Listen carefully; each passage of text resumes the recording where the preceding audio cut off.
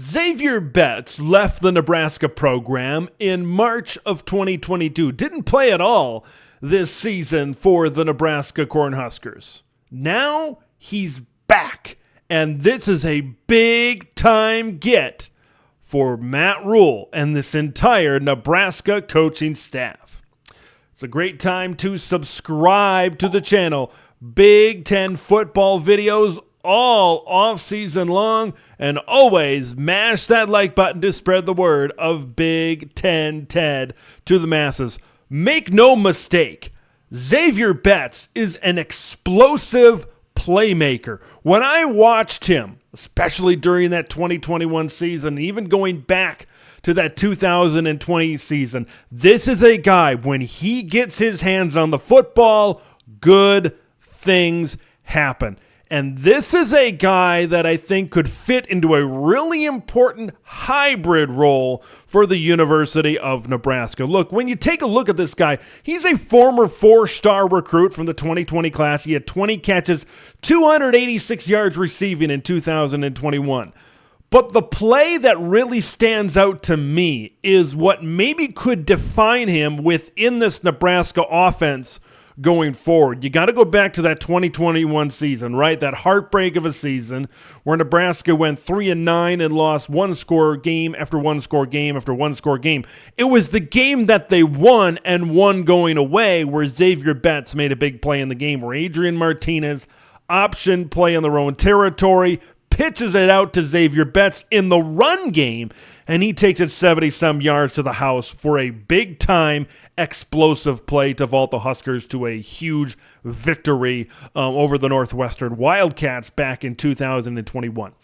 I believe Zavier Betts is a guy that could fit into that hybrid running back wide receiver type of role.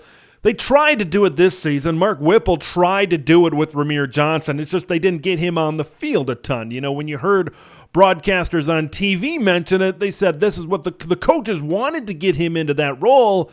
It just didn't seem to work out for Nebraska in 2022 with Rahmir Johnson.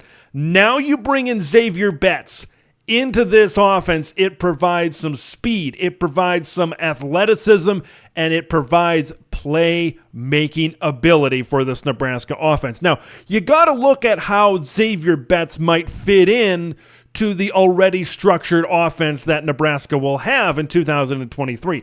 Now, Matt Rhule says they want to be physical. They want to get better on the offensive line. They want to run the football a lot more. They've done really well. Nebraska's done really well in the transfer portal on the offensive line. They are definitely beefing up in that department. So, and you look at what I think is going to be Jeff Sims at quarterback. They're going to run the ball a lot more with Anthony Grant and A.J. Allen. That's going to be a really good tandem back there in the backfield for the boys in red. But when you look out on the perimeter, I think this is where things get really interesting if you're a Nebraska fan, right? You look at Marcus Washington coming back, Josh Fleeks, the transfer from Baylor. You look at Olante Brown. Like, those are all really talented players. And then you throw in Zavier Betts in there. I could see Zavier Betts really succeeding in the short pass game and then making plays beyond that, getting that yak yardage and really going forward, because I think that's where he really excels.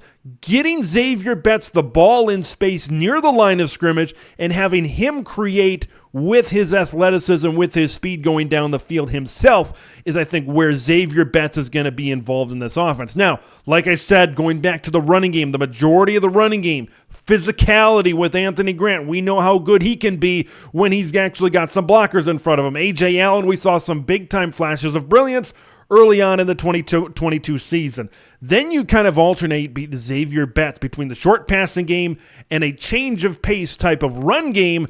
That's, I believe, where Zavier Betts is going to fit into this Nebraska offense.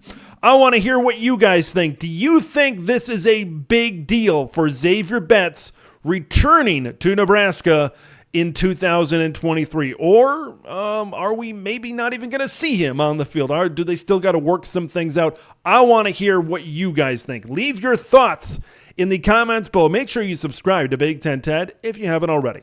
I'm Big Ten Ted. We will see you in the next one.